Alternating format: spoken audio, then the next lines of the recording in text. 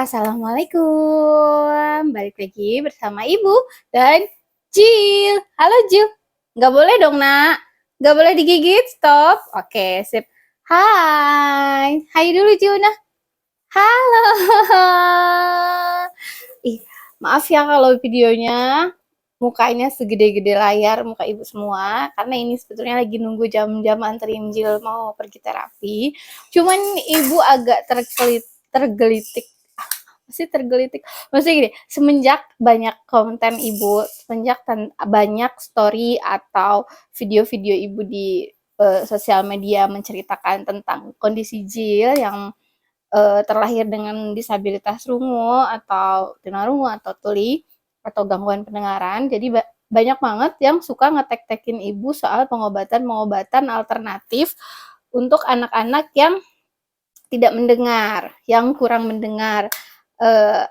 Kayak seperti yang pengobatan tiup-tiup, terus ada pernah satu video yang dikirim tuh kepalanya dipegang, terus kayak dipegang gitu dari belakang, terus ya mungkin dibaca-bacain doa atau apa gitulah, berakhir dengan jidatnya tuh dijilat gitulah jidatnya itu sama si bapak-bapak yang terapisnya itu. Apa dong ya disebutnya terapis? Apa? Ya itulah ya. Dan abis itu si anaknya tuh langsung bisa denger gitu loh. Ada yang kayak gitu, ada yang ngirimin video kayak gitu. Terus ada juga yang di apa ya, jadi anaknya didudukin terus kayak di gitu ditarik. Pernah sih, pasti pernah lah ya video-video kayak gitu, terus kayak ditarik di sini, ditarik ke sana, terus kayak dibuang, entah apa itulah yang dibuang. Intinya mungkin maksudnya adalah mungkin penyakitnya yang dibuang gitu. Nah, bahkan ada yang masih satu daerah sama ibu gitu, jadi kayak tempat pengobatan alternatifnya tuh deket-deket daerah rumah kami gitu. Jadi banyak yang kayak, ayo ibu cobain gitu, mana tahu ini efektif untuk Jil gitu, mana tahu Jil langsung mendengar dan berbicara gitu kan. Tapi balik lagi, ibu pengen tekankan juga sama teman-teman semua yang kadang masih miskomunikasi atau salah paham tentang kondisi Jil. Sekali lagi ibu sekali lagi ibu tekankan, sekali lagi ibu kasih tahu, aku kasih tahu, saya kasih tahu, gua kasih tahu. Dia tuh nggak sakit, Jil itu tidak sakit. Iya, iya boleh. Nah, Jil itu tidak sakit. Jil itu hanya terlahir dengan kondisi yang berbeda dari pada umumnya gitu. Dia terlahir dengan kondisi yang memang Allah ciptakan dia dengan sedikit berbeda di area pendengarannya gitu. Tapi bukan, dia tuh nggak sakit, jadi tidak ada obatnya yang nggak mesti diobati. Ya karena nggak akan sembuh juga karena dia nggak sakit gitu. Yang dia butuhkan hanya yang Jil butuhkan itu hanya bagaimana dia bisa nanti berkomunikasi dengan teman-temannya, dengan ibunya, dengan saudaranya, pokoknya dengan semua orang, bagaimana dia terkoneksi dengan semua yang ada di dunia ini. Gimana caranya gitu. Nah, caranya untuk anak-anak seperti Jil itu ya cuma dua, pilihannya itu cuma dua. Mau berbahasa verbal atau bahasa isyarat. Udah pilihannya itu. Kalau misalnya mau memilih dia berbahasa verbal, ya wes, silahkan fasilitasi dia dengan alat bantu pendengaran, baik berupa ABD ataupun cochlear implant. Nah, habis itu terapi EVT, terapi wicara, okupasi sensori jika diperlukan, atau memilih dengan bahasa isyarat. Silahkan, sekolahkan dia di sekolah luar biasa, ajarkan dia bahasa isyarat, terus ajarkan dia lip reading untuk bisa membaca gerak bibir.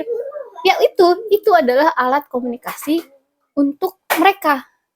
Itu adalah alat komunikasi untuk mereka. Jadi siapa bilang anak-anak disabilitas rungu, siapa bilang anak-anak tuli, anak-anak gangguan pendengaran itu tidak berkomunikasi? Bisa, mereka bisa berkomunikasi.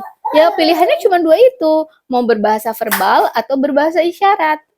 Kalau mau berbahasa verbal, maka fasilitasilah anak itu dengan alat teknologi pendengaran seperti ABD atau cochlear implant. Kalau mau memilih bahasa isyarat, ya juga bisa. Maka bekali anak-anak itu dengan belajar bahasa isyarat dan lip reading, dan masukkan mereka ke sekolah-sekolah yang memang bisa menggali potensi mereka, yang bisa mengajarkan mereka bagaimana berkomunikasi dengan baik dengan sesamanya, karena hidup di dunia kan butuh berkomunikasi gitu. Jadi masih sering banget banyak yang miskomunikasi atau ada kesalahpahaman, dalam arti mereka dianggap sakit gitu. Jadi hayo nanti sembuh loh, coba aja siapa tahu nanti sembuh. Nah, kayak berapa kali kami harus menjelaskan kalau anak kami tidak sakit gitu.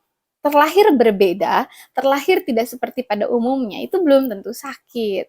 Sekarang, tapi balik lagi sih ya, kalau memang kepercayaan kalian seperti itu, misalnya, atau beberapa dari kalian percaya seperti itu, percaya kalau itu akan sembuh dengan ditiup-tiup atau dijilat-jilat atau disembur-sembur, ya wes silahkan gitu. Up to you gitu. Tapi bagi saya, bagi beberapa di antara kami yang mempunyai anak yang berbeda, mungkin kita tidak memilih jalur itu gitu. Kita lebih memilih jalur yang lempeng-lempeng aja deh, karena mudahnya tuh kayak gini ya. Misalnya anak yang terlahir berbeda bukan di tunarungu atau tulis aja ya. Misalnya anak yang terlahir dengan disabilitas fisik, misalnya tangannya pendek sebelah, atau tangannya awalnya ada terus sempurna terus kecelakaan amputasi misalnya, terus diobatin, ditiup-tiup, disembur-sembur, dijilat-jilat, apa tiba-tiba langsung muncul tangannya? Enggak kan? Ya tetap aja dengan kondisi yang memang seperti itu. Sama pula dengan anak-anak tunarungu atau disabilitas rungu atau anak-anak tuli dan gangguan pendengaran. Bedanya mungkin karena mereka itu sifatnya di dalam, jadi nggak kelihatan. Jadi nggak kelihatan. Kalau disabilitas fisik itu kan kelihatan banget. Kelihatan banget mana berbedanya itu di mana. Kalau anak-anak disabilitas rungu itu kan nggak kelihatan. Karena kan yang tidak berfungsinya tuh kesannya yang tidak berfungsinya tuh di dalam, nggak kelihatan gitu. Cuman ya balik lagi ya, up to you. Tapi buat ibu, pilihan ibu, menurut ibu, pilihan ibu dan ayah untuk dia sampai saat ini adalah pilihan terbaik untuk dia, mengusahakan dia tetap berkomunikasi verbal dengan memfasilitasi dia dengan alat bantu pendengaran, tentunya dengan segambreng terapi yang mungkin tetap harus kita jalani 1-2 tahun ke depan. Tapi insya Allah kita akan merasakan hasilnya nanti. Gitu. Karena ini adalah butuh proses yang panjang. Dan balik lagi, untuk yang memilih bahasa isyarat pun itu bagus dan tidak mudah, struggling banget pasti orangnya juga, orang tuanya juga gitu untuk menemani anak-anaknya berprogres dan berproses dengan bahasa isyarat. Mau bahasa verbal, bahasa isyarat itu sama saja, sama bagusnya. Yang penting anak-anak bisa berkomunikasi sosial dengan baik. Gitu. Jadi no tiup-tiup, no jilat-jilat, no sembur-sembur. Bye, assalamualaikum.